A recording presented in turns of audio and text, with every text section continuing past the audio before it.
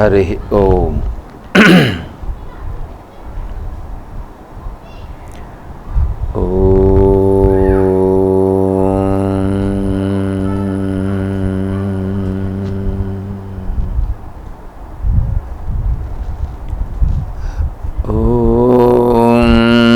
శ్రీ గురుభ్యో నమః.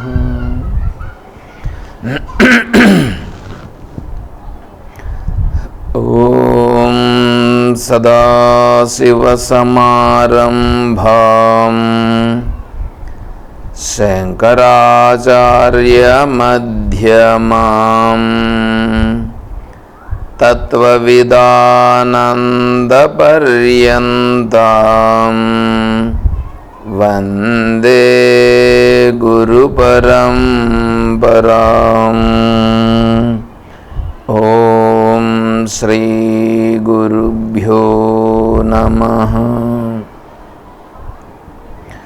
పూజ్య గురుదేవులు తత్వవిదానంద సరస్వతి స్వాముల వారి దివ్య చరణారవిందములకు ప్రణమిల్లుతూ పరిపూర్ణ పరబ్రహ్మస్వరూపులకు ప్రియాత్మ బంధువులారా, ఓం ఓం హరి ఓం. శ్రీమద్భగవద్గీత 13వ అధ్యాయం క్షేత్రజ్ఞ విభాగ యోగం. అందులో మొదటి శ్లోకంలో ఉన్నాము. ఇదం శరీరం కౌంతేయ క్షేత్రమిత్యభిధీయతే ఏతద్యో వేత్తి తం ప్రాహుః క్షేత్రజ్ఞ ఇతి తద్విదః.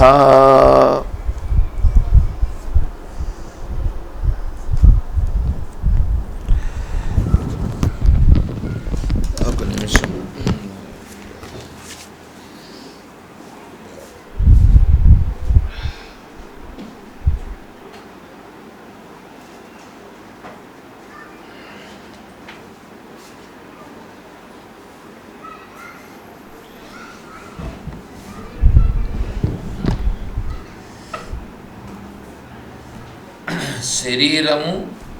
శరీరమును ఎరిగినవాడు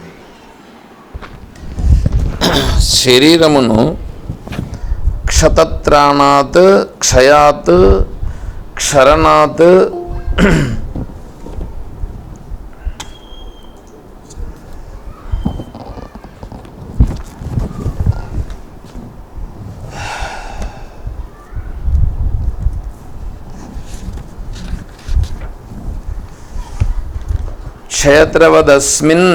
క్షేత్రవద్వా అస్మిన్ కర్మఫల నిర్వృత్తే క్షేత్రమితి ఇది శబ్దః ఏవం శబ్ద పదార్థకః. క్షేత్రం అంటే ఏంటనే దానికి మనం వివరించుకున్నాం. అది క్షేత్రం అంటే గాయములను తనంతట తనే రికవరీ చేసుకుంటుంది. క్షయాత్ అంటే అది నశించిపోతుంది. క్షరణాత్ బూడిదైపోతుంది చివరికి. క్షేత్రవద్వా అస్మిన్ కర్మఫల నివృత్తే అంటే పంట ఫలమునందు ఫలము వచ్చినట్లుగా ఈ శరీరం నుంచి ఫలములు వస్తాయి. కాబట్టి ఇది క్షేత్రము అని చెప్పడం జరిగింది. సరే, క్షేత్రజ్ఞ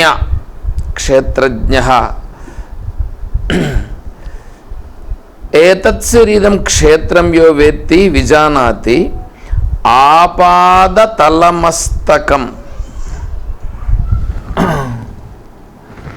ఆపాదతలమస్తకం జ్ఞానేన విషయీకరోతి స్వాభావికేన ఔపదేశికేన. చూడండి, ఇక్కడ మన యొక్క శరీరంలో కాలి గోరు దగ్గర నుండి తలలోని వెంట్రుక వరకు ఈ విషయాలన్నింటినీ కూడా చాలా స్పష్టంగా తెలుసుకుంటూ ఉంటుంది. మామూలుగా ఏంటంటే క్షేత్రజ్ఞ క్షేత్రం ఈ శరీరములో ఆత్మ ఎక్కడుంది అనే దానికోసం గాను కొంతమంది కొన్ని రకాలుగా చెప్పారు. కొంతమంది ఏమన్నారంటే ఆత్మస్వరూపము అణువు రూపంగా ఉంది అని కొంతమంది చెప్పారు. ఇంకొంతమంది హృదయములో ఉంటుంది అని కొంతమంది చెప్పారు.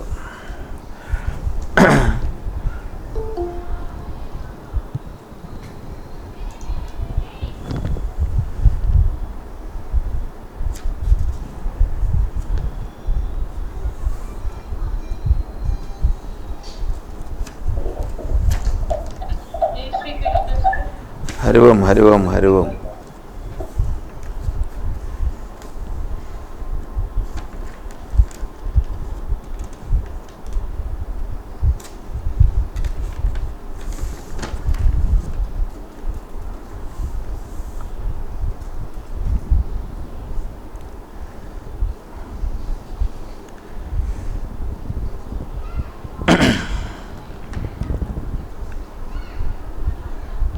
ఈ జైన సిద్ధాంతం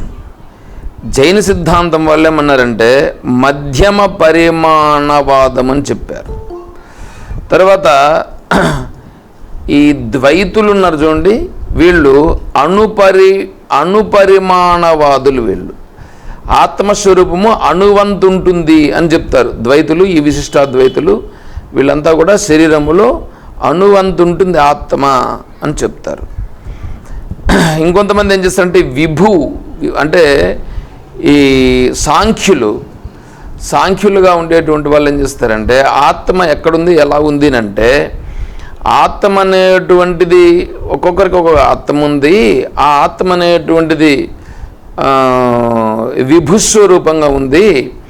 వీడు ఈ శరీరముతో ఏవైతే చేస్తూ అనుభవిస్తున్నారో ఇవన్నీ కూడా ఈ శరీరం వీడి కోసం చేయట్లేదు, ఆ ఆత్మ ఆనందం కోసం వీడు చేస్తున్నాడు అని వాళ్ళు చెప్తారు. ఎవరు? సాంఖ్యులు. యోగులు, ఈ ద్వైతులు వీళ్ళందరూ కూడా అణుపరిమాణమును అంగీకరిస్తారు. జైనులు వచ్చేసి ఈ శరీరంలో ఉన్నటువంటి ఆత్మ ఏదుందో అది మధ్యమ పరిమాణవాదులు. అంటే ఇప్పుడు ఏంటంటే కుక్కలో ఉండే శరీరం మళ్ళీ కుక్కలేకపోతుంది, ఆవులో ఉండే శరీరం ఆవులేకపోతుంది, మనిషిలో ఉండే శరీరం మళ్ళీ మనిషిగానే పుడుతుంది. ఇట్లా చెప్తారు వాళ్ళు. అంటే ఆ ఆత్మ ఎలా ఉంటుందంటే అది ఎంత ఉంటుందో అంతే ఉంటుంది, అంతే. దాంట్లో ఇంకా మళ్ళీ అక్కడ వేరే విధంగా ఉండేదానికి అవకాశం లేదనేటట్లుగా వాళ్ళు చెప్తారు. ఇక్కడ మనకు భగవంతుడు ఏం చెప్తున్నాడు అది చూసుకోండి.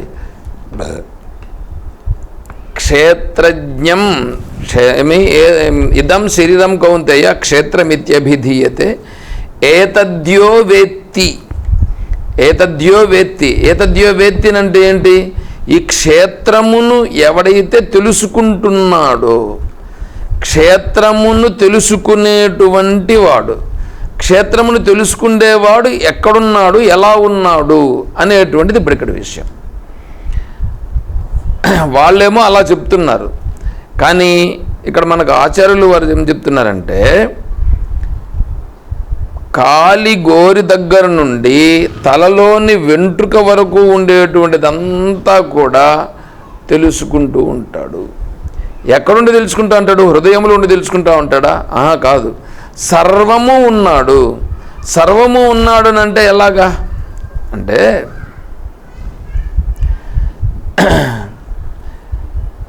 ఆత్మస్వరూపం అనేటువంటిది అంటే పరబ్రహ్మస్వరూపం ఏదైతే ఉన్నదో ఆ పరబ్రహ్మస్వరూపం అనేటువంటిది ఈ శరీరమునందు ప్రకటమగ్గుచున్నది. నిన్న చెప్పినామనుకుంటా నేను. ఈ ఆత్మస్వరూపం, ఆత్మన్నా పరమాత్మన్నా బ్రహ్మ అన్నా అంత ఒకటే. ఏ బ్రహ్మస్వరూపం ఉన్నదో ఆ బ్రహ్మస్వరూపం నందు ఈ శరీరం అనేటువంటి ఒక కుండను బోర్లించినామని అనుకోండి. ఈ శరీరం అనే కుండను బోర్లించినాం అంటే ఆత్మ ఒకటే. ఆకాశమంతా అంటే మీ ఆకాశం అంటే ఏంటంటే ఖాళీ ప్రదేశం ఉన్నదంతా ఆకాశమే.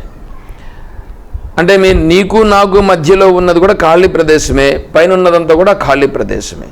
ఇదంతా ఆకాశం. దీనిలో ఒక కుండను బోర్లించినాము అంటే ఈ శరీరం అనే కుండను బోర్లించిన. ఇప్పుడు ఆకాశము కుండలో ఉంటుంది, కుండ చుట్టూ ఉంటుంది, అంతా కూడా ఉంటుంది.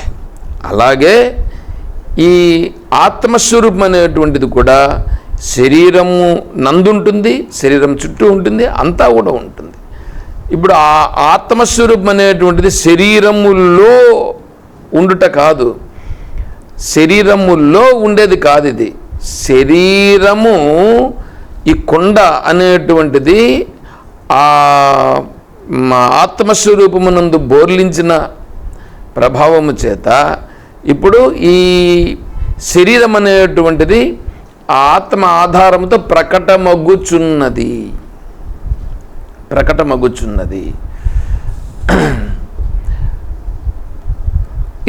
ఇది మళ్ళా మనం నిదానంగా దీని గురించి వివరణ అంతా వస్తుంది. నిజంగా యాక్చువల్గా వచ్చేసి శరీరం అనేటువంటిది ఆత్మయందు అధ్యస్థమై ఉన్నది. అధ్యస్థమై ఉండుటానంటే నిజంగా లేకుండానే ఉన్నట్లుగా కనిపిస్తున్నది. అది అజ్ఞాన దోషము ప్రభావము చేత అది మనకు బాగా స్పష్టంగా ఉన్నట్లుగా తెలుస్తూ ఉన్నది. సరే, అది మళ్ళీ వివరాన్ని నిదానంగా వస్తాం. ఇప్పుడు అందుకే ఏమంటున్నానంటే ఆత్మస్వరూపం అనేటువంటిది ఎలా ఉంది, ఎట్లా ఉంది అనేటువంటిది తెలుసుకోవడం ఇప్పుడు మన పని. అది తెలుసుకుంటే మనకు మోక్షం అనేటువంటిది చాలా స్పష్టంగా అనుభవం అవుతుంది. సరే, అప్పుడేంటి, ఈ శరీరంలో ఉండేటువంటి కింది నుండి పై వరకు ఉండేటువంటి సర్వమును తెలుసుకుంటుంది. దానికే ఇప్పుడు ఏమంటున్నారంటే ఏతద్యో వేత్తి తం, ఏతద్యో వేత్తి, దీనిని తెలుసుకున్నటువంటి వాళ్ళు. దేనిని? ఇది క్షేత్రమని దానిని తెలుసుకున్నవాడు క్షేత్రజ్ఞుడు అని దీనిని తెలిసిన వాళ్ళు చెప్తారు. దాన్ని తెలిసిన వాళ్ళు అంటే ఎవరు? క్షేత్రమును తెలుసుకున్నారు, క్షేత్రజ్ఞుడిని తెలుసుకున్నారు. అప్పుడు క్షేత్రమును తెలుసుకున్నారు, క్షేత్రజ్ఞుణ్ణి తెలుసుకున్నారు అనంటే మనం మామూలుగా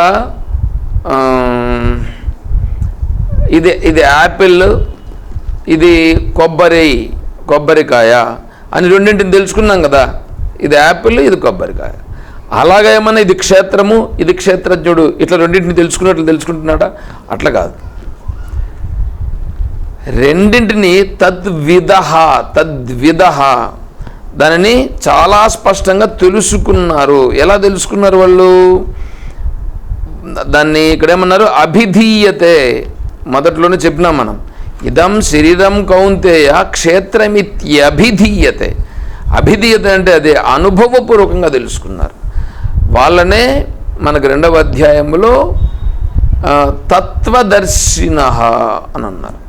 తత్వదర్శిన నాసతో విద్యతే భావ, నా భావో విద్యతే సతః, ఉభయోరపి దృష్టోంతః త్వనయోస్తత్వదర్శిభిః. దీంట్లో ఏమంటున్నారంటే అసత్ అని సత్ అని 2 ఉన్నాయి. అసత్, సత్. అసత్ అంటే లేనిది, సత్ అంటే ఉన్నది. లేనిది ఉన్నది. ఈ లేనిది అనేది అంటున్నాను చూడండి, అది లేనిది లేనే లేదు. తర్వాత ఉన్నది అని అంటున్నాం చూడండి, అది ఉన్నది ఉండనే ఉంటుంది. ఉన్నదానికి లేకపోవట జరగదు, లేని దానికి ఉండుట జరగదు. ఉన్నది లేకుండా పోదు, లేనిది ఉండుట జరగదు. ఇప్పుడు మనకు కనిపిస్తున్నటువంటి నామరూపములు, ఈ జగత్ అని అంటున్నాం చూడండి, జగత్ అనేది ఏమి లేదు. జగత్తును వారుగా పెట్టి నామరూపములు కనిపిస్తున్నాయి. నీకు రూపములు కనిపిస్తున్నాయి. రూపములు కనిపిస్తున్నదే దానిని నువ్వు జగత్ అని అంటున్నావు.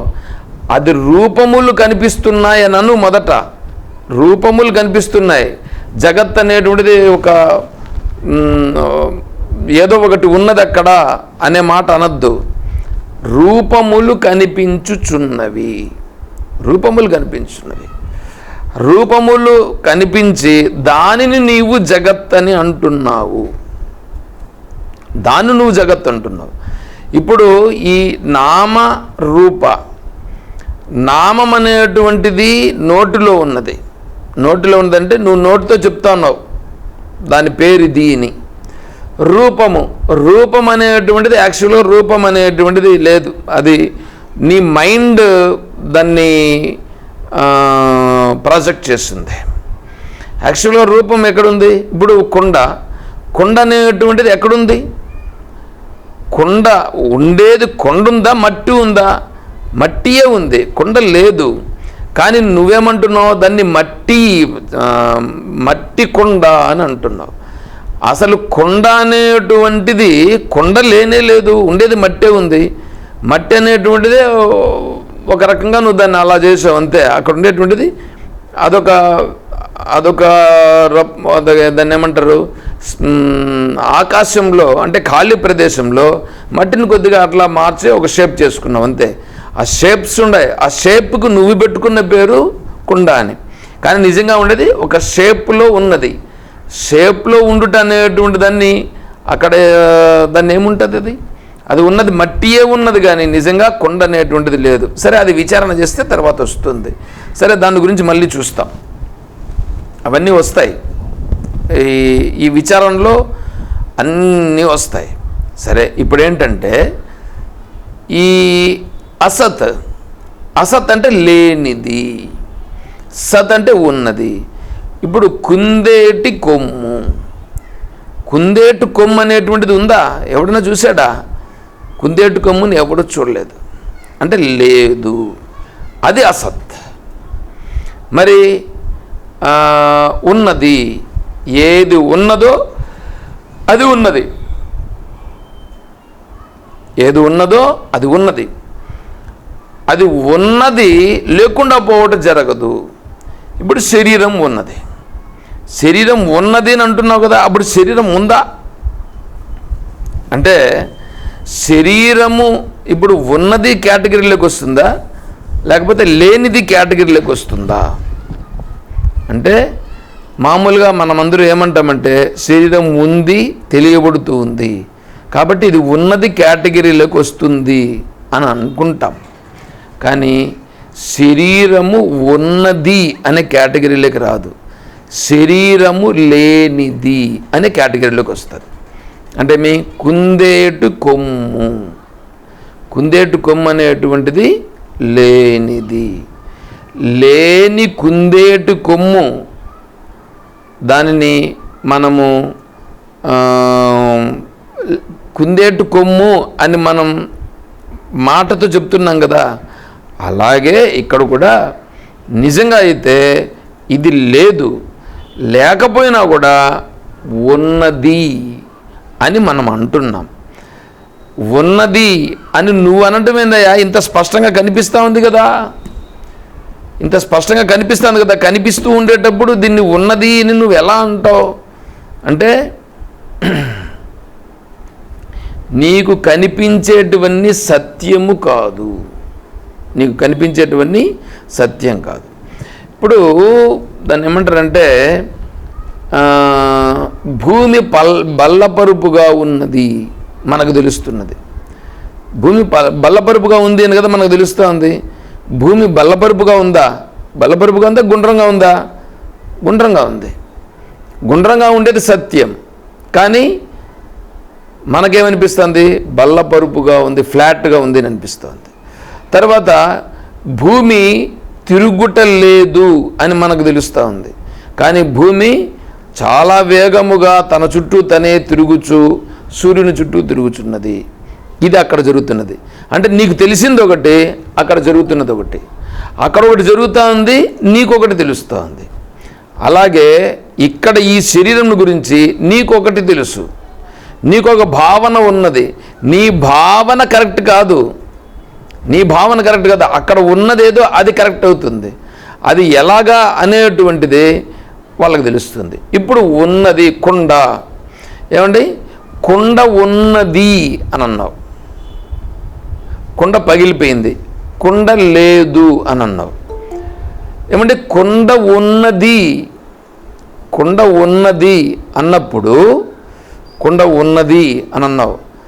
కుండ ఉన్నది అని అన్నప్పుడు కుండ ఉన్నదా లేదా కుండ ఉన్నది అనే బుద్ధి ఉన్నదా అనేది చూడాల్సి వస్తుంది. కుండ ఉన్నది అన్నావు అంటే కుండ తయారైంది. కుండ తయారైంది నువ్వు అంటున్నావు. కుండ ఎక్కడ తయారైంది? అదొక షేప్ వచ్చింది. అక్కడ ఆ షేప్ రావడం అనేటువంటిది జరిగింది. ఆ షేప్కి నువ్వు పెట్టుకున్నటువంటి పేరు కుండ అని పెట్టుకున్నావు. అంటే నువ్వంటే నువ్వే కాదు, అందరూ లోక వ్యవహారములో అందరూ వ్యావహారికంగా పెట్టుకున్నటువంటి పేరు దాన్ని కుండ అని పెట్టుకున్నారు. కాబట్టి దాన్ని కుండ అని అంటున్నారు. అదే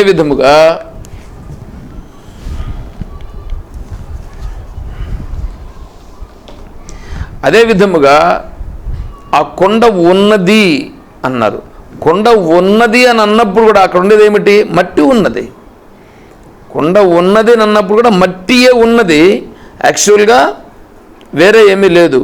నువ్వు అంటున్నటువంటిది షేప్కి ఇచ్చిన పేరు నువ్వు కుండ అని. షేప్కి నువ్వు ఒక పేరు ఇచ్చావు కుండ అని, కానీ యాక్చువల్గా అక్కడ ఉండేటువంటిది మట్టి.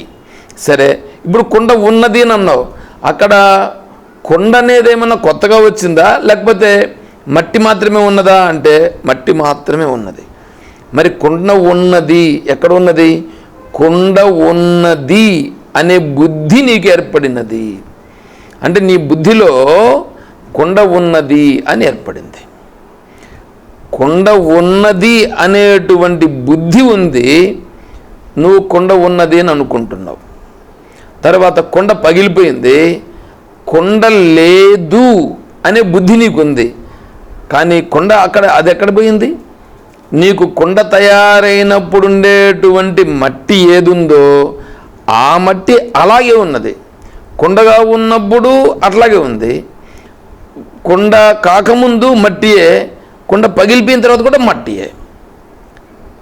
కాబట్టి దీన్ని ప్రాక్ అభావము, ప్రధ్వంసాభావము రెండు ఇట్నంటారు. అభావం అంటే లేకపోవట. ప్రాక్ కొండ తయారు కాకముందు, కొండ తయారు కాకముందు ప్రాక్ కొండ లేదు అని అంటారు నైయాయికులు. అంటే అప్పుడు మట్టి ఉన్నది, మట్టి ఉన్నది ఇప్పుడు తయారైనది అని అంటారు వాళ్ళు నైయాయికులు.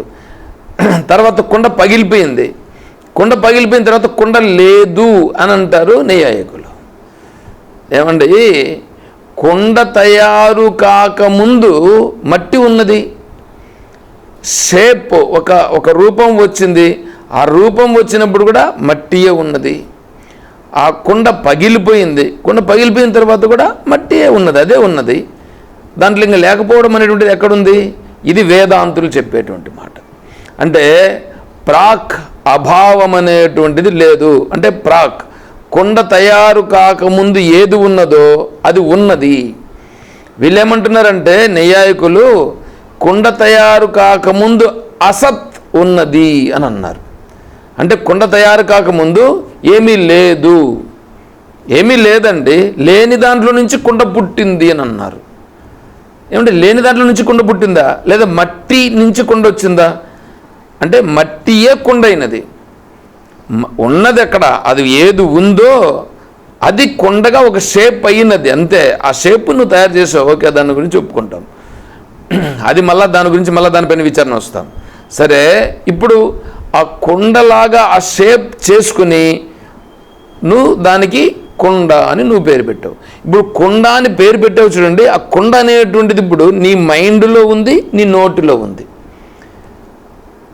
నీ నోటి ద్వారా కొండ అని పలుకుతున్నావు. నిజంగా ఆడ కొండ ఉందా? నిజంగా ఆడ కొండ ఏం లేదు. దానికి నువ్వు పెట్టుకున్న పేరు, అంటే మనుషులు పెట్టుకున్న పేరు కొండ అని. దాన్ని ఊరికే వ్యవహార నిమిత్తం అని చెప్పుకోండి. తర్వాత కొండ పగిలిపోయిన తర్వాత కొండ లేదు అన్నాడు నైయాయికులు. కానీ వేదాంతులు ఏమంటున్నారంటే, అయ్యా కొండ తయారు కాకముందు ఏది ఉన్నదో కొండ తయారైనప్పుడు కూడా అదే ఉన్నది, కొండ పగిలిన తర్వాత కూడా అదే ఉన్నది. కొండ తయారైన తర్వాత కొండ అనే బుద్ధి ఉన్నది. బుద్ధి అంటే దాన్ని సత్ బుద్ధి అని అంటున్నారు. కొండ పగిలిపోయినది అప్పుడేమన్నారు? కుండ లేదు అనే బుద్ధి ఉన్నది. ఇప్పుడు మీరు చెప్పండి, కుండ ఉన్నది, కుండ లేదు అనింది బుద్ధి అన్నదా, లేకపోతే అక్కడ ముందరేమన్నా జరిగిందా? అంటే ముందరేం జరిగిందేం లేదు, బుద్ధిలో జరిగినటువంటిది అది. అంటే బుద్ధిలో కుండ ఉన్నది అనే బుద్ధి వచ్చింది, కుండ లేదు అనే బుద్ధి ఏర్పడింది. అంటే కుండ ఉన్నది అనే బుద్ధి ఒకసారి వచ్చింది, కుండ లేదు అనే బుద్ధి ఏర్పడింది. ఇక్కడ మళ్ళీ ఏమంటున్నామంటే, కుండ ఉన్నది అనే బుద్ధి కలగడానికి, కుండ లేదు అనే బుద్ధి ఏర్పడేదానికి రెండింటికి ఆధారం ఒకటి ఉన్నదిగా. ఇది బుద్ధిలో ఏర్పడినటువంటి అంశం. అది ఉన్నదా, ఇది లేనిదా అనేటువంటిదంతా ఏర్పడింది, బుద్ధిలో ఏర్పడింది. కానీ బుద్ధి తెలుసుకునే దానికి ఆధారంగా ఒకటి ఉన్నదే, ఆ ఆధారంగా ఉన్నటువంటిది ఏదో అది సత్. అంటే అది సత్. దాని వలన బుద్ధి చైతన్యవంతమై బుద్ధి తెలుసుకోవడం ప్రారంభించింది. బుద్ధిలో ఇప్పుడు కుండ ఉన్నది అనే భావన ఏర్పడింది, తర్వాత కుండ లేదు అనే భావన ఏర్పడింది. ఈ కుండ ఉన్నది అనే భావన ఏర్పడినప్పుడు కూడా ఇప్పుడు నీకు ఆ చైతన్యము యొక్క ప్రభావముతో నీ యొక్క బుద్ధిలో చైతన్యవంతమై అక్కడ ఉన్నటువంటి వస్తువును కూడా ప్రకాశింపజేసింది. లేనప్పుడు కుండ పగిలిపోయినప్పుడు కూడా కుండ పగిలిపోయినది, కుండ లేదు అనే దాన్ని ప్రకాశింపజేసింది. అంటే ప్రకాశింపజేసేదానికి ఏదైతే ఆధారముగా ఉన్నదో అది సత్యం, అది సత్. ఇప్పుడు కొండలో బుద్ధిలో వచ్చిపోతూ ఉన్నటువంటి మార్పులన్నీ ఉన్నాయే, అవి మధ్యలో కేవలం అవి కల్పన. బుద్ధిలో ఒకసారి వచ్చింది, ఒకసారి పోయింది. ఇది సత్యం కాదు. ఇది సత్యం కాకుండానే నీ మనస్సు చేత తోపించబడుచున్నది. దానిని ఏమంటారంటే అది మాయ. దాన్నే మాయ అని అంటున్నారు. అంటే ఇది మాయ వలన నీకు ఈ విధంగా తోపించబడుచున్నది, అది తోస్తున్నది, అట్లా అనిపిస్తున్నది. దాన్ని నిజంగా అక్కడేమీ క్రియేషన్ అనేటువంటిది ఏమీ లేదు. దీన్ని ఇంకా మనంగా కొద్దిగా బాగా అర్థం చేసుకోవాలంటే రజ్జు సర్ప దృష్టాంతంలో రజ్జువునందు పాము కనిపించింది, అంటే తాడు యందు పాము కనిపించింది. నిజంగా పాము ఉన్నదా అంటే పాము లేదు, పాము లేకనే కనిపించింది.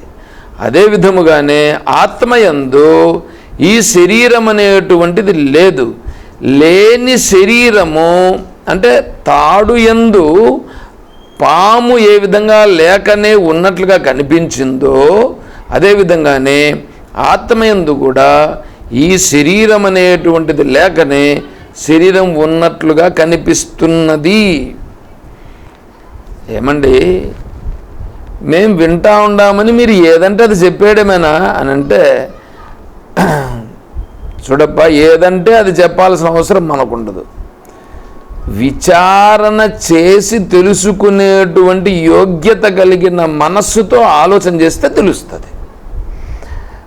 అంతేగాని విచారణరహితమైనటువంటి మనస్సుతో నువ్వు అక్కడ దాని గురించి చూస్తే నీకు తెలియదు. కాబట్టి దాన్ని ఏం చేయాలంటే విచారణ చేసి తెలుసుకోవాల్సి వస్తుంది. దాంట్లో కార్యకారణ భావం వస్తుంది, తర్వాత నీకు సృష్టివాదం వస్తుంది, తర్వాత అజాతవాదం అనేటువంటిది వస్తుంది. దీంట్లో అజాతవాదం అనేటువంటిదే సత్యం అవుతుంది. అంటే అజాతం అంటే పుట్టలేదు, నా జాయతే అంటే పుట్టలేదు, నా మిరియతే పుట్టనే లేనప్పుడు ఇంకా చచ్చేదేముంది? పుట్టుట లేదు, గిట్టుట లేదు, మధ్యలో మాత్రం కనిపిస్తున్నది. 2వ అధ్యాయములోనే అవ్యక్తాదీని భూతాన్ని వ్యక్త మధ్యాని భారత అవ్యక్త నిధనాన్యేవ తత్రకా పరిదేవన. చూడు, కుండ పుట్టకముందు ఏముంది? మట్టి ఉంది. కుండ పుట్టిన తర్వాత